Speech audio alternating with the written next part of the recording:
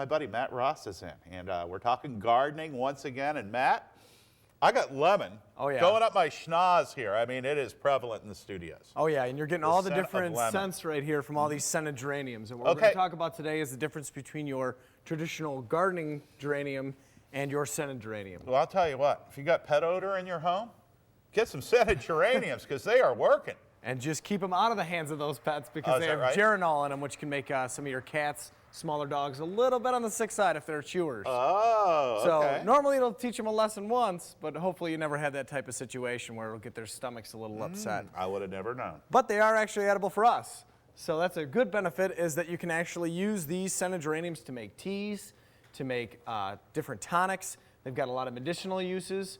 You can actually dry them, and you can dry them at 200 degrees Fahrenheit for about 5 to 8 minutes, or throw it into a dehydrator in a dark place and crush the leaves and use them as kind of an herbal supplement. You do stuff like this, don't you? I definitely do stuff like this. And I teach my students how to do it too. Cool, cool. Okay, well, that's neat. Why am I getting such a strong scent, though? I mean, they're just like this, or have you ripped them apart? Yeah, it's actually, if you crush the leaves, you get just a massive amount of odor out of here. So normally you think about geraniums. Oh yeah. That is a car freshener right there. Oh yeah. And that's actually something they sell commercially. Is that right? They sell scented geranium sachets that you can use as a air freshener or a car freshener. You bring it every week, brother. Tell me more. Okay, what else? So most of the time gardeners, when you think of geraniums, think of geranium. And these are actually pelargoniums. So they're botanically different. Now when I look at geraniums, these have higher levels of geranol and some of your other geranic acids, which can be used as insecticides. So they do have a benefit there. But normally if you crush up the leaf off a regular geranium, it's not the wow that you get out of the scented geraniums. It's just kind of like it's actually kind of smells pungent. a little pungent and maybe even a little musty. I'm loving the colors of these leaves. What's this one? Yeah, this is actually a cultivar of a regular geranium. This is one called Mrs. Potluck. So it kind of got some of everything in there. You've got the variegated leaf. Yeah, very cool very colors cool on leaves.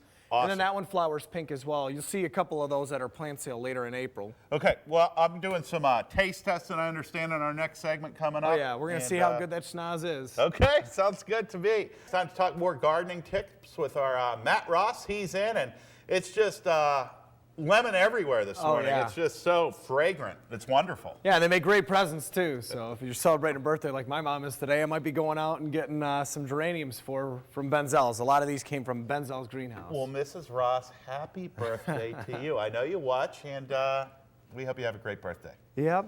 Okay, I've got a sniff test or a taste test? Oh yeah, we'll do a sniff test. Okay. The taste test, these are all actually best if they're dried first. Okay. Dried and crushed. Gotcha. And now, then you can use them. What kind of plants are these? So here we have a lemon scented geranium. Okay. We have a peppermint scented geranium.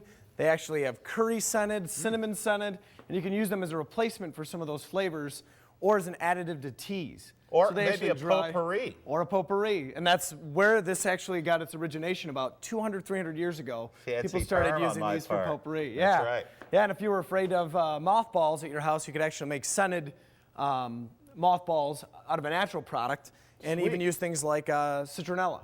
Nice. Which is the mosquito plant that everybody hears about in the summer. Right, I use it on my back deck.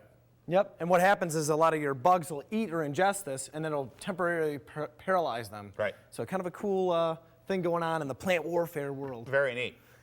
We also have the annual geraniums, which don't have those properties, and I also brought in a little perennial geranium that I got from a seed up in Michigan that I absolutely love. And even some of the perennial ones, meaning they come back, have some really beautiful flowers, normally in blues, unlike the pinks, whites, and reds that you're used to seeing with your annuals. Well, I'm just amazed at how fragrant these are. I mean, I'm tempted to put one in my car. Yeah, oh yeah. I mean, it's just fantastic. The strong scent of lemon, like Abby mentioned, it's like you just pledged. You used pledge, lemon scented pledge around. Oh yeah, definitely. And let's do a little sniff test here. Let's see how good you are.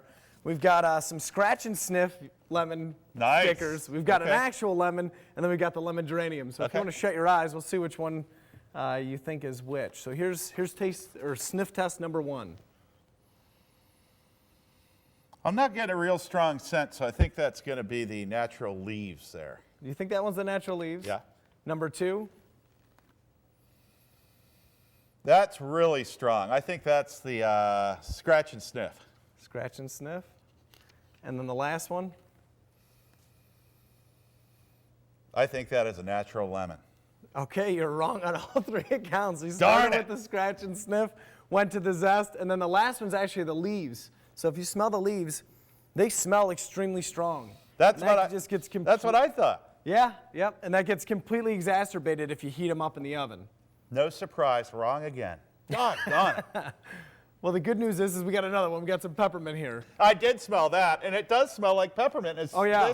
This what it actually goes to? So we got some Orbit's peppermint right Yeah, here? no, it's... Do they use that? They to actually use flavor things? Gaultheria procumbens on the original. Now it's all, winterberry. It's actually a native plant, or wintergreen. Gotcha. So there are a lot of uses from these, and they can actually extract the oils. And the oils are even more potent than the dried leaves. Always good stuff, fascinating stuff I never knew. Matt Ross from Owens, thank you so much. Yep, appreciate your being tips out here. are fantastic.